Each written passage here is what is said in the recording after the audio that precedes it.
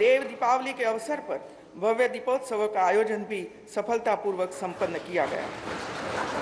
मेरी सरकार प्रदेश की नई औद्योगिक निवेश और रोजगार प्रोत्साहित नीति के अंतर्गत स्टार्टअप, युवा उद्यमिता, नवाचार तथा मेक इन यूपी को बढ़ावा दे रही है। सरकार की नीतियां भविष्य उन्मुखी हो तथा सबका साथ सबका विकास के विजन का अनुसरण करते हुए समावेशी सतत संतुलित विकास के उद्देश्य से लागू की गई है।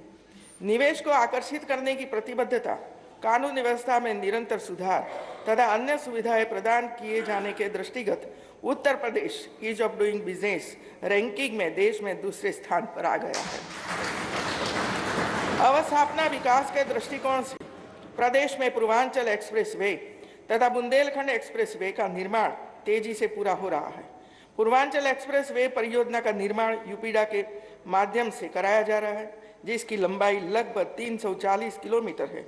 इस एक्सप्रेस वे पर आपात स्थिति में वायुसेना के लड़ाकू विमानों की लैंडिंग टेक ऑफ के लिए जनपद सुल्तानपुर में 3.2 किलोमीटर लंबी हवाई पट्टी का निर्माण भी किया जा रहा है। लगभग 296 किलोमीटर लंबे बुंदेलखंड एक्सप्रेसवे का निर्माण कार्य निर्धारित लक्ष्य के अनुसार गतिमान है।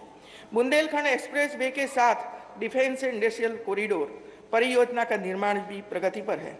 इसके अतिरिक्त गोरखपुर को पूर्वांचल एक्सप्रेसवे से जोड़ने हेतु गोरखपुर लिंकेज एक्सप्रेसवे का निर्माण सफलतापूर्वक पूर्णता की ओर अग्रसर है। जनपद मेरठ से प्रयागराज तक गंगा एक्सप्रेसवे का निर्माण भी प्रारंभ होने की स्थिति में तथा भूमि प्राप्त करने की कार्यवाही युद्ध स्तर पर प्रारंभ हो चुकी है। प्रदेश में हवाई कनेक्टिविटी को बढ़ावा देने के लिए निरंतर प्रयास हो रहे हैं तथा उत्तर प्रदेश नगर विमानन प्रोत्साहन नीति 2017 प्रस्तावित की गई। जनपद गौतम बुद्ध नगर के जेवर विश्व स्तरीय अंतर्राष्ट्रीय हवाई अड्डे का विकास कराया जा रहा है, जिसकी भविष्य में राष्ट्रीय राजधानी क्षेत्र के अंतर्गत औद्योगिक निवेश हेतु महत्वपूर्ण भूमिका रहेगी। कुशीनगर हवाई अड्डा अंतर्राष्ट्रीय उड़ानों हेतु लगभग तैयार हो चुका है।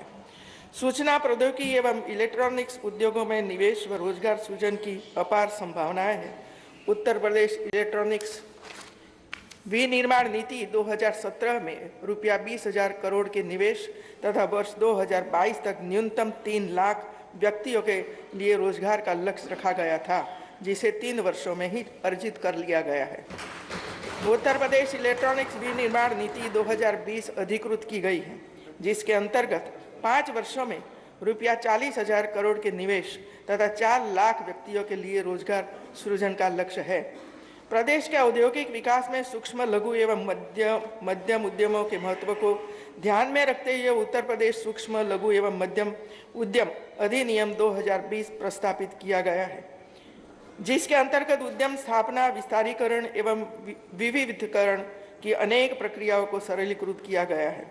अब उद्यमी को 1000 दिवस की अवधि तक किसी भी लाइसेंस की आवश्यकता नहीं होगी। बैंकों से समन्वय कर प्रदेश के लगभग 1 लाख से अधिक सूक्ष्म लघु एवं मध्यम उद्योगों को लगभग रुपया 3,000 करोड़ के ऋण अतिरिक्त कराकर लगभग 27 लाख से अधिक रोजगार के अवसर सृजित हुए हैं। ओडीओपी योजना के अंतर्गत लाखों कारीगरों को ई मार्केट से जोड़ा गया है तथा 16 जनपदों में कॉमन फैसिलिटी सेंटर स्थापित हो रही है। योजना के अंतर्गत आयोजित 4 ऑनलाइन मेलों के माध्यम से 10 लाख से अधिक लाभार्थियों को रुपया 30,000 करोड़ के ऋण का वितरण किया गया।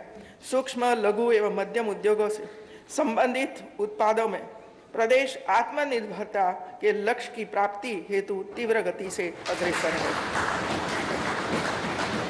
सरकार की नीतियों के सुगम, त्वरित एवं पारदर्शी क्रियान्वयन व देश की औद्योगिक इकाइयों से प्रयासों से प्रदेश का निर्यात वर्ष 2017-18 में रुपया 28,966 करोड़ से बढ़कर वर्ष 2019-20 में रुपया 1,20,356 करोड़ रुपया पहुंच गया है तथा प्रदेश निर्यात के एक हब के रूप में विकसित हुआ है।